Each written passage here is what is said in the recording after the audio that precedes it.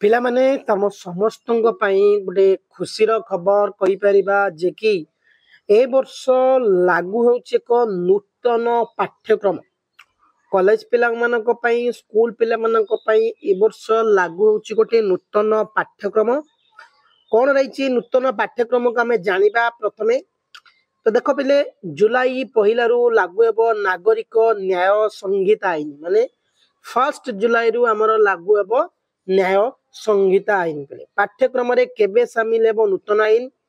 तो देखिबा पढ़िबा आज पेपर बा खबर रे कोन देछि ना इंग्रेज अमलरू रही आसीथिबा सीआरपीसी आईपीसी और इंडियन एविडेंस एक्ट संविधान नु हटिबो। जुलाई आरंभ देश रे लागू हेबो भारतीय नागरिक सुरक्षा संहिता, भारतीय न्याय संहिता और भारतीय साक्षी अधिनियम।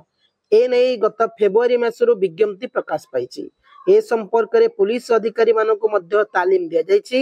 याको कार्यकारी करिया पई सरकार स्तर रे व्यापक प्रशिक्षण सह आनुषंगिक कार्यक्रम भारत को निया जाइछि हाथ को निया जाइछि। हेले आईन छात्र छात्री चलित वर्ष शिक्षा वर्ष संपर्क में शिक्षादान करिवार कोनोसी पदक्षेप ग्रहण जा करा जाई नाही तथ्य जणाइछि। माने चलित वर्ष हबार थिला बट ग्रहण करा जाई नाही केबे हबो देखिबा। 2024-25 शिक्षा वर्ष आरंभ हो सारी। ग्रीष्म अवकाश पर मंगलवार ठारू पुणी पाठ पढ़ा आरंभ हेबो।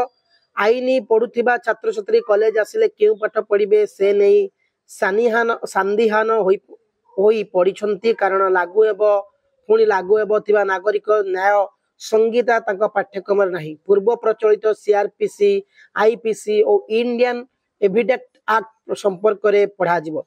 जदियो यह मध्य पाई तांका पाई उपदय होई परिबो कारण पूर्वरु थिबा मामला गुड़िक यही आईन आधार रे विचार करा जिवो। यही समस्त आईन संपर्क में जानिबा जेते जरूरी नूतन आईन संपर्क में जानिबा मध्य सेतिक आवश्यक। विशेष करी शेष वर्ष छात्र छात्री क्षेत्र में यह महत्वपूर्ण। पुराना पाठ्यक्रम पढ़ी पास करिबा परे नूतन आईन संपर्क में केमिति अवगत हेबो बोली संदिहान होई पड़िछंती। यूनिवर्सिटी लॉ कॉलेज अध्यापिका सोनाली सूर्यस्नाथ पट्टनायक कहवा अनुଯାयी चलित शिक्षा वर्ष माने यही वर्ष ठारू भारतीय नागरिक सुरक्षा संहिता और भारतीय न्याय संहिता और भारतीय साक्षी अधिनियम लागू करने को bar council of India BCI निर्देश दे सारी। कॉलेज गुड़िक संपर्क में चूड़ांत निष्पत्ति नहीं नांती।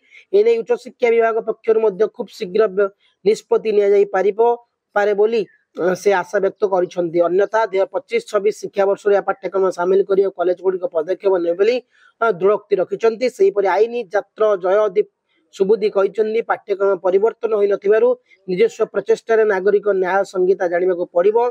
छात्र छात्री हित दृष्टि स्वतंत्र भाव प्रशिक्षण शिविर अनुष्ठित करने सह पाठ्यक्रम खूब शीघ्र सामिल करने को से दाबी कर। नूतन नियम पाठ्यक्रम केबे सामिल हेबो संप्रति सबुठार बड़ प्रश्न बोले अन्य जने छात्र पूजालिन साहू प्रकाश कर। माने ए वर्ष लागू हो पारिबो किंतु ऑलरेडी लागू हेलानी किछिटा जगह रे बट आम ओडिसा रे लागू हेइनी। जदि ए वर्ष लागू न हैला ताले 25-27 जो 26-27 शिक्षा वर्ष सॉरी 25-26 शिक्षा वर्ष लागू हम न 24-25 शिक्षा वर्ष लागू हबार अछि।